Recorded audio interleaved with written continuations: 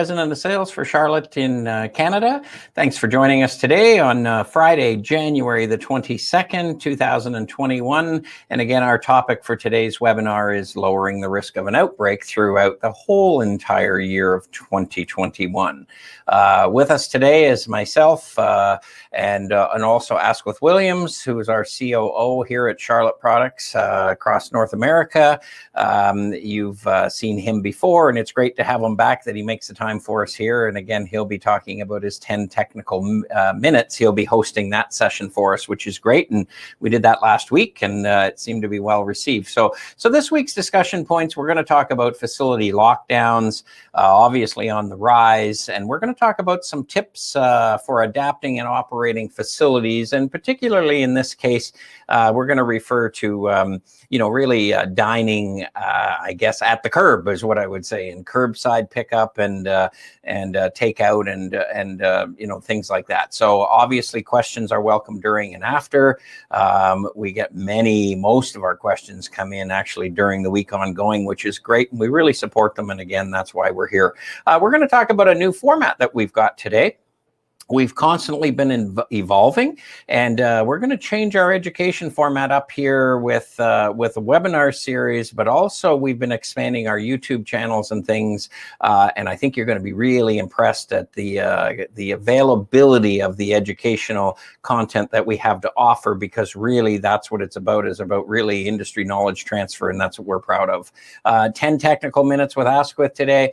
Today, we're going to talk about understanding the pH scale and how it affects cleaning solutions performance. And then, of course, we've got an open mic for some questions and answers there. And if you remember, last week was our last session, we did our PPH or PPM paper, and that was very well received and very educational. So thank you for your responses. So let's get right into the facility restrictions and lockdowns. As predicted, we've been saying this for a year. And by the way, today is the 1-year anniversary of the outbreak discovery in Wuhan, China, when they did the dramatic lockdown. So 1 year exactly to the day. That's how long we've been faced with this new world that we're in here, with all of the health risks and restrictions and things. So some states, some provinces, some areas of the world more are locked down than others. We're based in Ontario here, where our studio is. We're under a 28-day lockdown now. They're talking about nightly curfews. I know Quebec is, some of the states are, California, all of those particular places, and really they're saying stay at home. And really we have to, in order to stop the transfer of the virus, it's really about slowing down and stopping people from moving. And that's really as simple as what it is there. So most residents and commercial facilities are effective. There's financial fines in place now. I mean, if you host a home party in your residential house dwelling, it's as much as a $10,000 fine. If you're out driving, I know some of the police officers have been stopping people going up and down the highways, questioning them, where are you going? Is it necessity, essential travel and things? So just be wary of that. All types of businesses, again, schools, restaurants, closures have been extended. In Ontario, some of the schools are going back. I think 6 districts are going back next week for in-classroom, but who knows how long that'll be in play. Curbside pickup at some of the retail stores, you cannot go in them anymore. I mean, these are just restrictions that we face here, so we've got to comply. The good news about this at the end is, rest assured, Charlotte is an essential business, and we will continue to operate and produce and manufacture everything you need to clean a facility from the front door to the back door, whether you're disinfecting in healthcare facilities, long-term care facilities, if you're sanitizing in food facilities, restaurants, all of those particular things, we are here for you. So just take a note of that, okay? So some tips for adapting and operating facilities. It's critical that you promote and advertise what your facility is, okay? And the most popular word I've heard for 2021 right now is really clean and safe. Okay, and that's what people are looking for. They're no longer looking for anything but that, because And you've got to remember, it doesn't matter what type of facility. I mean, you've got one shot at really giving your customers that clean and safe trust factor on whether they'll come back to your facility or not. Okay, so you really take those two words very seriously. So clean and safe is what we want to do, whether it's for employees or visitors or whatever it may be. You know, you've got to convince your customers to come back. You've got to validate that you follow the guidelines. You've got to care about your employees and your customers better than ever, because you really have one shot. I couldn't get any more blunt than that, right? You know, your SOPs and your cleaning frequency sign-off charts when people are in your facility, I mean, make sure they're new, you know, time to freshen them up, freshen the atmosphere. Take this seriously. I know our human resource department here at Charlotte Products has gone over and above. And I mean, there's just a new policy today, as a matter of fact, coming out, QR codes at the entrances, all of those things, signing off, making sure that we're tracing where we've been. Because if we do have an issue, and the touch wood right here, that we actually haven't, and we don't really want one, as a matter of fact. So we're doing everything we can do, and we encourage you to do the same. You know, so how do you tell people what you're doing? I mean, social media is key.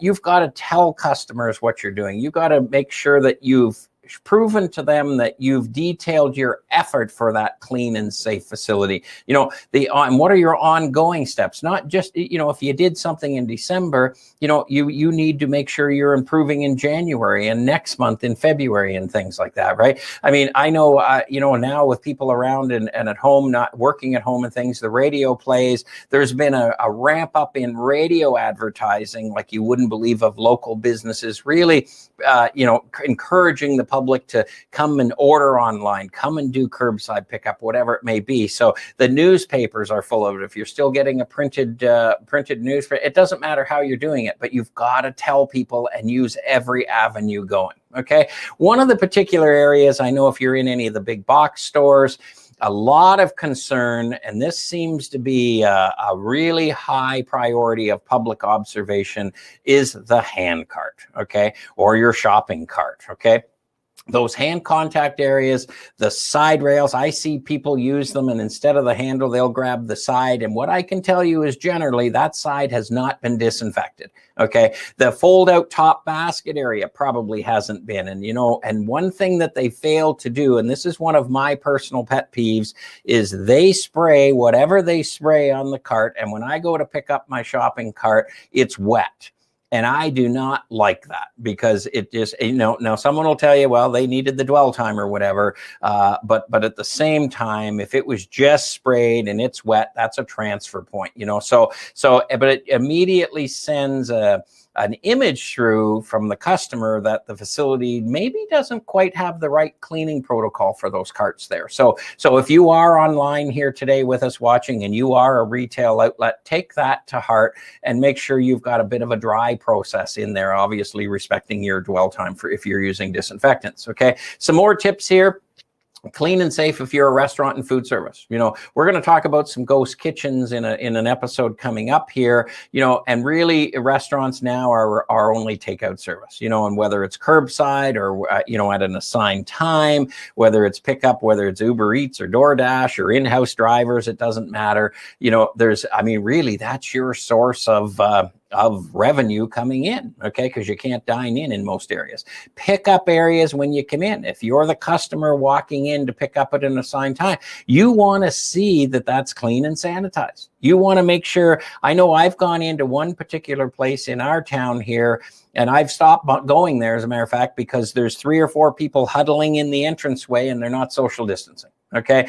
You know, so some of the things you can do is plexiguard protection and alcohol hand sanitizer and social distancing markers, cashless transitions, you know, along with organized entrances. You know, and that respects everybody's space. Remember those 2 words, clean and safe, it's paramount. And that just gives people a good, comfortable feeling, and they will come back. If you don't do that, you've got a chance of losing that customer. Okay. So public, you know, public really, people are asking us, when can we return to work? When can we return? You know, when can we take an airline ride again? When can we go on a bus? When can we go on a subway, a streetcar, a taxi, whatever it may be? I mean, I read an article this morning that in Toronto, Ontario, a major city in Canada, 63% less traffic downtown Toronto. 63%. Okay, that's a big number. That's a big loss in revenue and whatever, restaurants and hotels and rail and everything else there. So if you're in the public transportation industry, you've got to adapt to new cleaning protocol. You've got to rebuild that passenger confidence. The airlines are really flying upside down practically now, trying to bring every source of cleanliness and clean and safe for you out there. They're doing a lot of things wrong too, by the way. I mean, and you've heard it on all kinds of different our webinars and things about the proper application of disinfectants. I mean, it's not about taking a sprayer and just fogging everything. It's one of the things that you can't do. You need to follow the 5 critical elements of disinfectant security. Whether it's buses or whatever. And we're going to talk a little bit later about, because we're in the middle of the winter, and we're going to talk about one solution we have if you're in freezing temperatures, and how do you disinfect it without freezing. So we're going to talk about that. So rail, taxi, whatever it is, you've got to do your best to rebuild that product confidence. Okay. So coming in here, how do I disinfect surfaces in the ice cold winter? If I take a regular product, a disinfectant or a sanitizer, aqueous solutions, they will freeze, okay? They won't freeze really generally at about 0 or +1 or 2, or whether you're at 32 Fahrenheit or whatever, but it'll be close. And of course, wind plays a part there. But I mean, we've had a lot of questions about school, coach, and city bus inquiries, okay? You take a yellow bus for the children, a coach for moving people, whatever. Some facilities now are experimenting with adding glycols and methyl hydrate and antifreeze and all kinds of things in there, and that is not recommended. In fact, it's dangerous. They can be deemed poisonous. They can be deemed flammable. It won't freeze, trust me, okay, but it's probably not going to help your disinfectant cause there and things like that. In fact, if you're leaving those products on surfaces and you've got children around, it's not a good thing for them at all. So stop doing that. So we've got a new solution here today that we're going to talk, and it's not the perfect solution, but it's a pretty good one, right? So we've got our new Serve Clean branded sanitary wipes. These are an alcohol. I must tell you outright, okay, that they will be here in February. Don't call up today and ask to order them because they're not here, but they're being produced and they will be here in February. There's the product code. There's 12 canisters in a case. It is a 70% isopropyl alcohol. And what I will tell you is if you're living in the Midwest or Central Canada and Regina or Winnipeg or whatever, they will not freeze. But if they do freeze, you're in trouble. I could tell you, because I'm not sure what the actual minus temperature is here, but it's cold, right? An NPN number registered with Health Canada. That's solid peace of mind, okay? 70 wipes in a canister. They're easy pull-up for you as well. So you can just take them out and pull them up like so. You can use these on all kinds of hard surfaces. You can use them on your hands. You can use them on electronic devices, and they won't freeze. And we've got a little video for you here that's about 3 minutes long that we'll click to. We'll get Chris to click to that. And this is a real good video we put together quickly on showing you the application of them. Chris?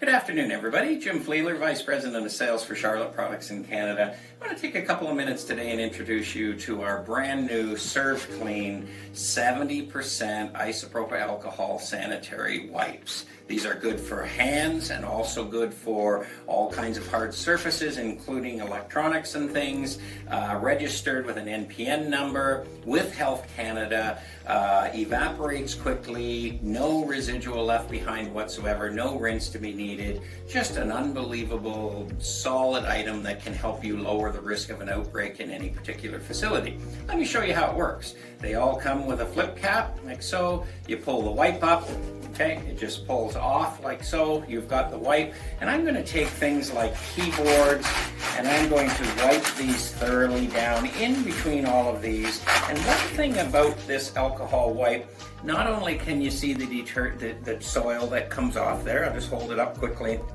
but you've got no residual left behind, and you're going to have a clean, safe facility, or surface I should say, for people and co-workers to use behind. I'm going to take this wipe. I really recommend using one particular wipe for each item there, particularly when you're getting soils like this. But as you can see there, this is one of the central boardroom table speaker phones, and it looks pretty dirty without question. And you know, everybody touches these kinds of surfaces, but just look at this, okay? And I'll just hold it up again, and you can see some of the dirt and the filth that comes off of there. And what that is that could be possible bacteria and viruses, in particular, in this case, COVID-19. So what you'll see in 15 to 30 seconds, it flashes off, a nice, clean, residual-free surface ready to go. Okay, this one here, I'll use another wipe here. It comes out. I've got my cell phone case, okay, is what I have here, right, that I can wipe down. I can actually use it on the keyboard, you know, if it's a keyboard style. I can use it on the glass surface as well, all through there. I can take another wipe here as well and use it on my keyboards, on my laptop, so you can see here, just in and around, and it just really gives you that peace of mind of a clean sanitary surface, okay? So you can see that debris. You wouldn't really realize that was on all of these surfaces, but really ready to use, convenient, good for your hands. What I like about after this is I'd actually take one, use it on my actual hands itself, right? Wiping them down. You can do that before, and you can also do that after, but a nice surface to dry my hands of any kind of oils and things, and lowering the risk of an outbreak. Just one way that proving to you that Charlotte cares for lowering the risk of an outbreak. Thank you.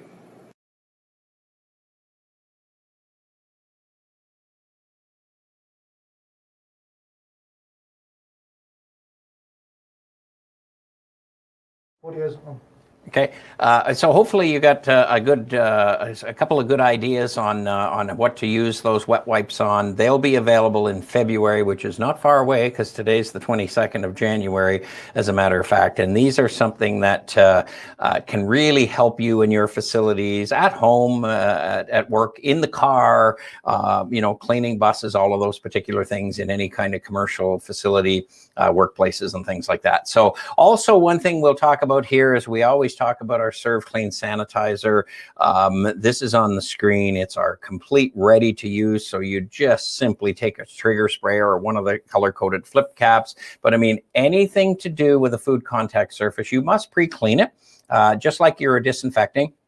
And then you apply this, and all you need is a 60-second dwell time, and you've got a full sanitizing claim. So anywhere around, again, where your customers come in to the pickup area, where your drivers come in to pick up, delivery people, everything else, you want to clean washrooms that are around there. I need to use a disinfectant for that. But anything around that receiving area where they're picking up, it should be a food service sanitizer, counters, all of those particular things. And that's required by law, by the way. So we have that in a ready to use. We also have it in the 3.78 liter or the gallon jug on the screen. That is that's a concentrate product that needs to be diluted at 1 to 512. You know, so we do have portable mixing tops that would retrofit to that, and we also have our our wall-mounted dispenser units that have no chemical contact, and we'll cover that in the near future for you as well. When it comes to education, we talk about this. Our webinar registration and our past webinars, they're all on the website here. What we've also done is expanded, instead of under programs infection prevention, we've gone to into the other tab here, and you can see, you can go to videos, you can go to blogs, you can, so all of your information is there as well. Okay, so one thing on reopening, May the 8th, we covered returning to work and the protection strategy and things that is on there. If you really want to go back and revisit that, that's May the 8th, which is really aiming at stopping the spread of the virus within those facilities and protecting personal workspaces and things. So what we've got coming in the future, we've listened to our customers. What we're doing now is we're going to continue our professional webinar series on a monthly basis, okay, which you'll have all of the information and the notices ahead of time. That's going to be, cleaning topics designed to assist you and your teams there. You need to register. We will have register invites there. Once you do register, you'll get auto reminders. You'll get auto reminders for replay as well when that comes out. So you'll receive all of those notifications. On February the 17th, we're going to talk about wood floor care and all of those polymer coatings that, number one, lower the risk of COVID-19 and virus spread through facilities. Also reduce the risk of slip and fall and things like that. It's very critical, and it's also will be February, and generally education facilities and sports facilities looking for projects to do, they'll do wood floors that time of year. In March, we're going to talk about ghost kitchens. Some really solid information there on how to clean and lower the risk, protect your workers and co-workers and people coming in. April, we're going to get right into spring floor care, because hopefully then we'll have no more cold, or it'll be warmer temperatures and things like that. But what we're doing in addition to this is we're just not cutting back, just saying, okay, we're just going to go to once a month. We're going weekly now with new educational YouTube videos. I call them shorts because they're really 2, 3, 4 minutes long. They'll be published weekly. They're on our Charlotte YouTube channel. And anytime you see one, you want to subscribe to it, because if you do subscribe, you'll get automatic notifications. Okay. And these are one example of that would be the wet wipe sanitary wipes or alcohol sanitary wipes that we just showed. That's a nice little 2, 3 minute video that'll give you all kinds of information, and you'll see a whole series of topics there. On the website, some of the digital resources, there's product information and cleaning procedures, technical information. Perhaps we'll start adding Asquith's 10 technical minutes on there. We'll do some of those things for you, to really understand chemistry, cleaning chemistry, and how to make things work better, and checklists and audit tools and online learning program is there. Our Charlotte app is there. We should dedicate a bit of a webinar in the future for that, which really, explains all the terms. You've got square footage, product yield. If you've got this much square footage, how much floor stripper do I need? How much floor finish do I use? All of these, but SDS sheets, everything is on there. And of course, our blog. And there's a whole series of blogs on here. So one of the things we do well at Charlotte Products is really industry knowledge transfer. And we've got a whole page here. So we're continuing to invest in that for you. And that's good. So the YouTube channel will be there. There's right now, there's probably, 50 YouTubes loaded there ready for you, ready to go. And with that being said, we're going to switch to our 10 technical minutes with Asquith. We're going to talk about the importance of the pH scale and really understanding how it affects cleaning solutions. And then we're going to go to our open mic session and questions, as long as we've got them coming in. And I think we do. I think there's a whole array of them coming in, being written on the other side of the camera. And our next webinar is Friday, February the 17th. It is Wednesday, February the 17th, I believe. And it's at 11 o'clock EST time. So we're getting away from the 1 o'clock. So it is Wednesday, February the 17th, and that is wood floor care. That's me. I put in Friday there, and it should be Wednesday. So that's my first mistake in 2021. But anyway, with that being said, I think we've got Asquith Williams here. So Asquith, your 10 technical minutes. I'll just go back to my chair, and Asquith, welcome. Okay, thank you, Jimmy. Thanks for joining us. How are you today? I am well, and you? Good. You're looking pretty dark today there, all in black. What can I say, Jim? That's for sure. So today, popular request is really talking about pH there. Last week you did I keep saying last week, last session, you did ppm, which was correct. Terrific, and showing little, the actual tests and stuff. And and we had a lot of compliments on that. So we're excited about hearing about pH. Okay, well, we can get pH very, very complicated, but we're going to try and simplify pH by basically defining pH as how acidic or how basic water is. Okay. Basically, that's what it is. Sure. Right? So we can say that water is right about here at pH 7. So the more you shift the pH to the right towards a degree of 14 to the right and to the left to 0, as you move left, you get more acidic, and as you move right, you get more basic. And we're going to touch on that. Now, by having the pH of something, you affect a lot of factors. You could affect how the solution behaves. So the condition of the chemistry. You could affect basically how nutrients work, microbial activities, a whole series of things that are affected by pH. So pH is important in a lot of factors. I know you'd be interested in this, Jimmy, because brewery. That's big. So it affects pH, affects the quality of my beverage. Yes, absolutely. Because without a proper pH, your microbial activity won't work that well. Yeah. So you won't get alcohol being produced. So that can affect the percentage of alcohol in the finished goods and things too? You won't get alcohol if the pH is too high or too low. We don't want that. Because the microbes won't work, your bacteria won't work. It affects your swimming pool. Yeah. pH, your pH is too high or too low, affects your skin, affects your eyes. And it affects the microbial activities of your sanitizer that controls the microbial activities in the pool. So if you want to kill the bugs in the pool and keep the water nice and safe, the pH is important. I guess the same thing. I mean, if you had a hot tub, for instance, I know some people get itchy skin when they're in a hot tub, maybe too long or whatever, but it's probably pH you're saying has a direct relation to that. Absolutely. It's not, the pH either too high or too low. Yeah. You see? Now, can I ask you a question? What does pH stand for? Well, basically, it basically is a logarithmic explanation as to the hydronium ions in a solution. Yeah. Right. So, for instance, if you had water, let's go with water, H2O, you can go something like that, and then you go H plus, OH minus. So you notice that here, you got this and that. These two here are equal, right?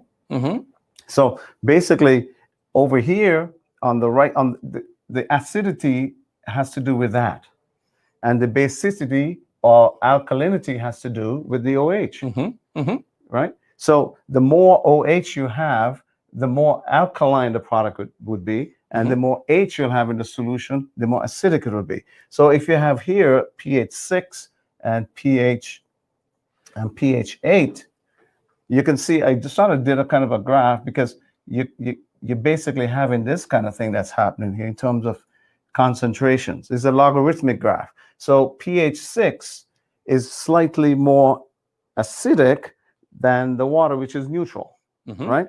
And likewise, on the other side where you've got pH 8, that's more alkaline. And the reason is because you've got the OH on this side of the equation, and then over here, you got the plus. So I think, I mean, remember last week you did these big calculations on there. And then what we did is we came out with a chart that basically said, look, we've pre-calculated for you with the ppms here. It's easier. Yes. So I think here, because I mean, I understand this, but some of our viewers maybe won't, but I mean, all the more reason to read your SDS sheet. And it'll tell you your pH. It tells you all about pH. And all of the precautions involved with it too, right? Exactly. Yeah, okay. Right? Yeah. So you got you have to remember this though. So if you got pH 7 and pH 6, pH 6 is 10 times stronger than pH 7. So it's just not one single number. It's not a single number. And it's a logarithmic number. What do they call that? Logarithmic? Yeah. So it's 10 to the first, 10 to 1, 10 to the 2, etc., etc. So this will be 5.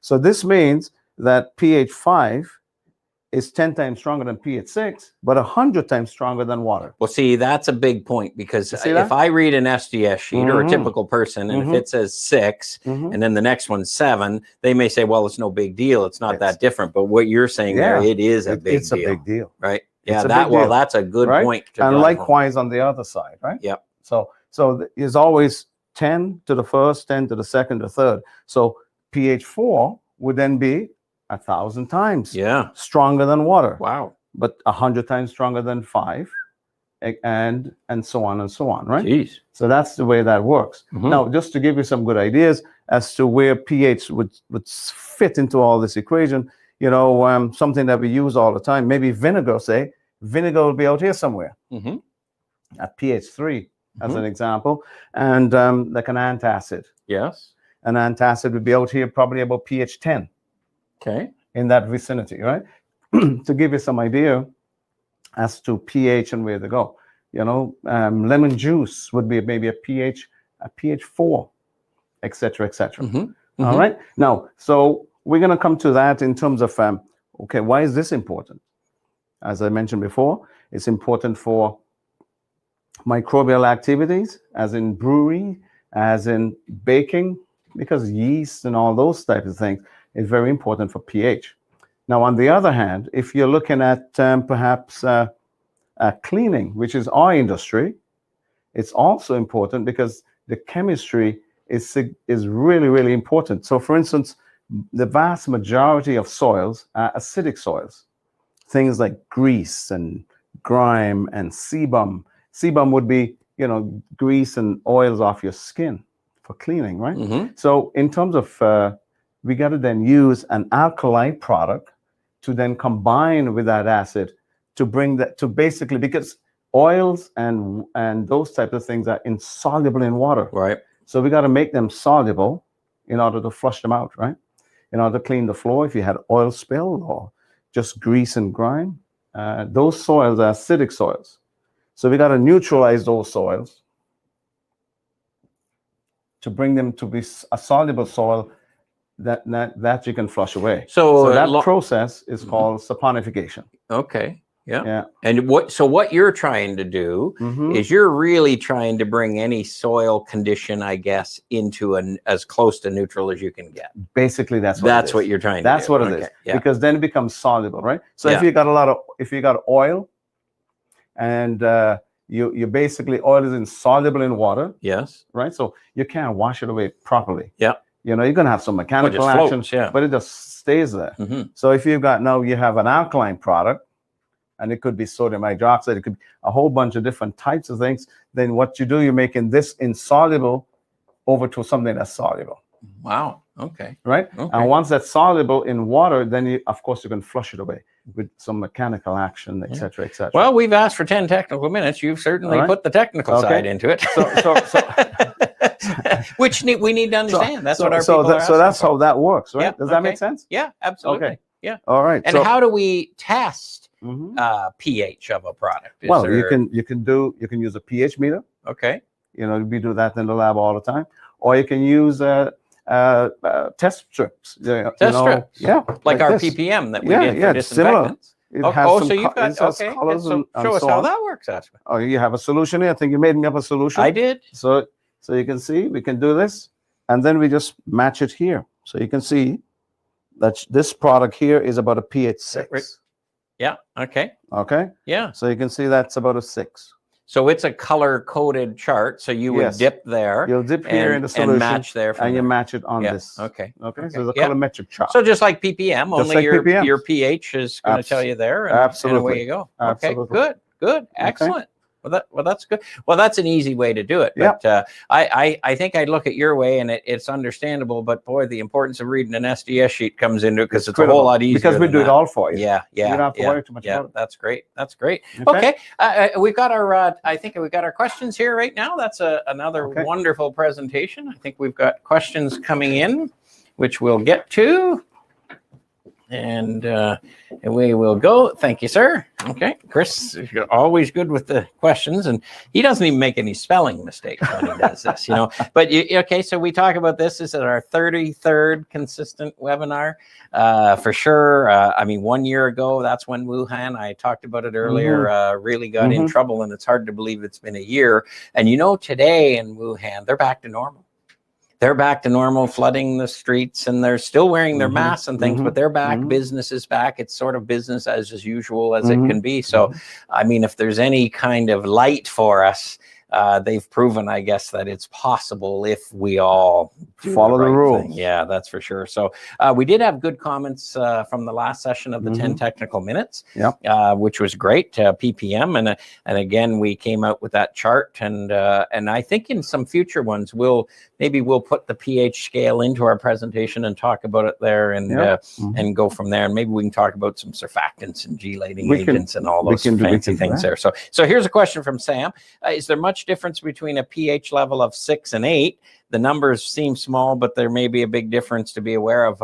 Okay, well, as I explained over here, 6 would be slightly acidic, and 8 is slightly alkaline. Yeah. Okay, so the difference is 2 points over, right? Which would mean that the difference would be 100 times. Yeah, so 100 times. More acidic or 100 times more alkaline. Yes. Big thing there. So a great question from Sam.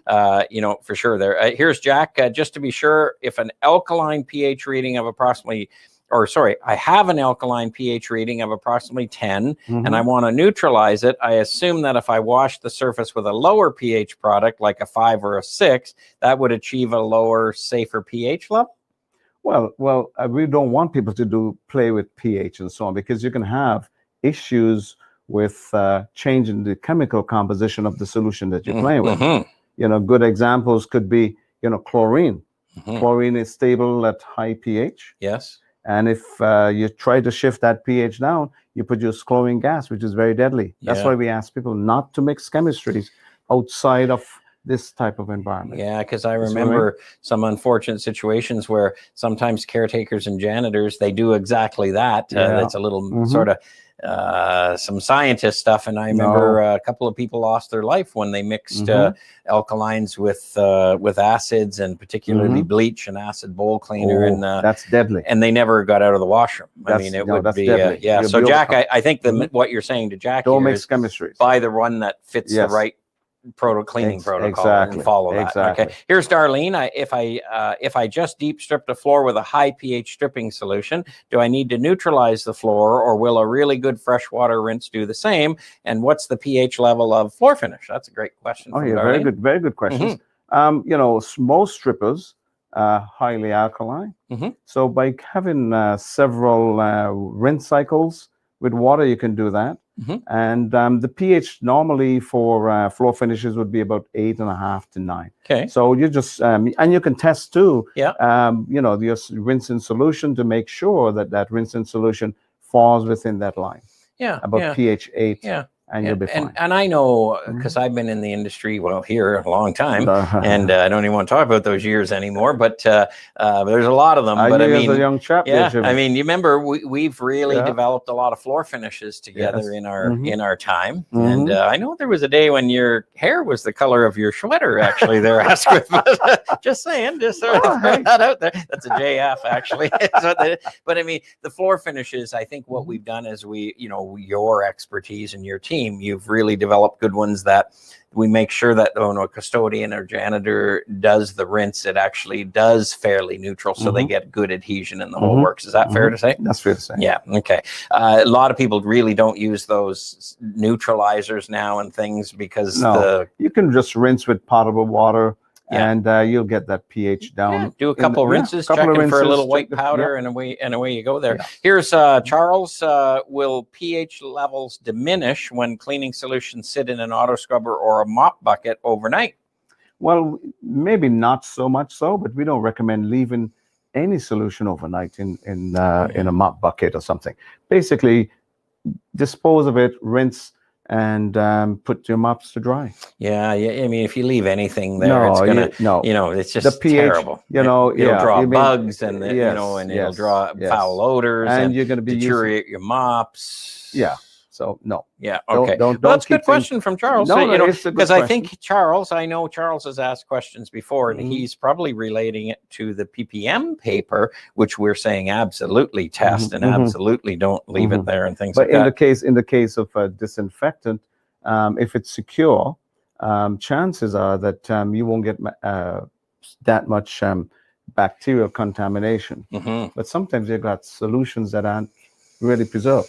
But we recommend, you use the stuff, dispose of it, start afresh the next day. Solution. It's like taking floor finish and pouring what you had in the bucket back in the pail. That's if you want something to mess up on you in cross contamination, just do that. That's for sure. Awful. Here's Victoria. If cleaning solutions, if cleaning products cleaning strength is determined by pH. Water is neutral, from what I understand, around 7.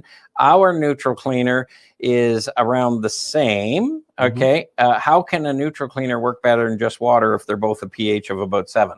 Okay. Well, you can clean many ways. You can clean with a high pH product that saponifies soils. I explained that earlier here. Yeah. But you can also clean with using surfactants. And we can touch on that in more details. Yeah. But you could basically make micelles and basically encapsulate the soils and wash them away. Yeah. So it's a different system. We use surfactants, a lot more surfactants in that capacity that would neutralize those soils and wash them away. Yeah, so you've got more detergency, obviously, in there that breaks it down. Yeah. So obviously neutral. And I know our ES84, our Enviro Solutions ES84. It's one of the best neutral cleaners going because I know pH is one part of it, and I know some people make neutral cleaners that you can buy for $10 a pail, and it's basically water with a little bit of dye and maybe a little fragrance. It doesn't have those surfactants in it, where our ES84 is. I will tell you, it is the best neutral detergent in the world in our industry. Right. Correct. It's Absolutely. one that it's been our champion for years. Fantastic detergency. Oh yeah. So Victoria, I mean, we can go into micelles and all those things, and but yes. Yeah, for sure. Here, Steve, I heard that the pH scale goes from 0 to 14, and then I also heard it went from 1 to 14. What's the correct scale? Well, as I said over here, 0 to 14. Yeah. I've personally heard people say 1 to 14 many times, and it's really 0 to 14, right? That's so these are good questions there. Yes. Here's a couple more, and I know we're almost out of time again. I mean, believe it or not. Here's Doug. Are you going to have new disinfectants with shorter dwell times in the near future? I think that the short answer is yes. Yeah. Okay. Yes. I won't do any of my giveaways, but Doug, I think you'll be in good shape in 2021. I think so. As long as Health Canada and the EPA comply. And we've got a few beautiful products to launch shortly. Yeah, that's good there. So, well, we're just doing our wet wipes for February. So next month they'll be out, alcohol wet wipes. I mean, 70%. That's pretty good. Here's one last question, and we'll wrap it up. Jason, when did you say the wet wipes would be available? And are they okay to use on hands? There you go. Absolutely, they're okay to use on hands without question. They have an NPN number, which really is registered with Health Canada to really registered, so you can use it on hands. Okay, so that's the big thing about an NPN number is that, and they're you can use it on hands, and they're available in February. Okay, hands on all your toys. Yeah, and we go back to refer to that video and so for some common things and keyboards and glass surfaces and all kinds of hand contact surfaces around personal spaces. And again, we've got your family here. How is the family these days? Doing well. It's pretty good. Doing well. Yeah, that's good. We just did a video about the alcohol hand sanitizer as well. So any closing remarks from you, Asquith? Well, we really want to get out of this box that we are all in, and we just got to do our part. Again, we go back to hands, face, space. Yeah. Wash your hands regularly. Wear your mask. Social distancing. Yeah, that's for sure. I mean, it's just It's a bit of a, we've said it for a year almost now. If everybody just did that, we'd be in a whole lot better shape. And I think the faster everybody complies, the faster we get back to a normal life. And I don't know about you, but I'm looking forward to going to a restaurant, and I'm looking forward to going to a movie theater. I'm looking forward to going shopping, and you don't realize how well we actually had it until we all got shut down, because I don't like the shutdown part myself. No one does. Definitely there. So again, thank you for coming in today with your second technical minutes. Next thing you know, there'll be 33 of those sessions too, Asquith, as a matter of fact. Thanks for having me, Jim. Yeah, for sure. And I know we're going to do the production facilities soon, the efficiencies we have to do that people keep asking that for. was a popular one, actually. Yeah, oh, it was. And actually people are still asking for it, because we've reinvested hundreds of thousands of dollars, as you know, back in technology and things. So anyway, with that being said, what I'd like to say is thank you, and thank you everybody for watching today, and really joining, and stay safe, and we'll see you on February the 17th. But watch for those YouTube automatic reminders and the reminders for the webinar and things, and hit subscribe when you do that, and then you'll always be in the loop. So we have a lot of educational additions coming, which really help you lower the risk of an outbreak and stay safe. So with that being done, thanks for joining us today, and stay safe. Thank you. Stay safe.